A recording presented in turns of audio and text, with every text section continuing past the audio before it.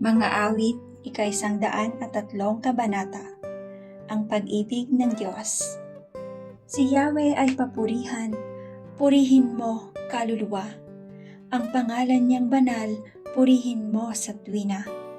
Ikaw, aking kaluluwa, ang Diyos ay papurihan, at huwag mong lilimutin yaong kanyang kabutihan.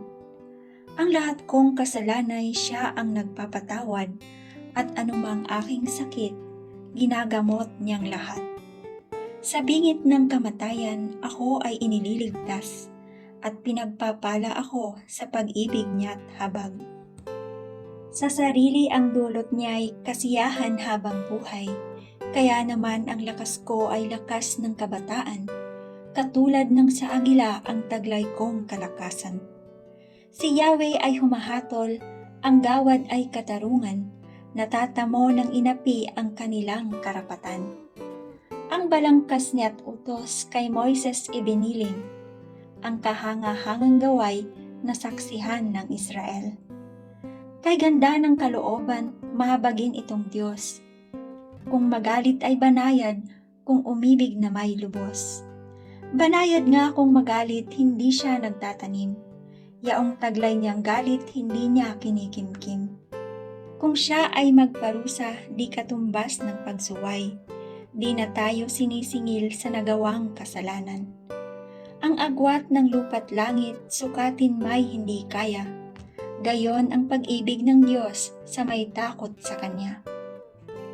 Kung gaano kalayo ang silangan sa kanluran, gayon din niya inalis sa atin ang ating mga kasalanan. Kung paano nahahabag ang ama sa anak niya, gayon siya nahahabag sa may takot sa Kanya. Alam niya na alabok yaong ating pinagmulan. Alam niyang babalik din sa alabok kung mamatay. Ang buhay ng mga tao'y parang damo ang katulad, sa parang ay lumalago na animo ay bulaklak.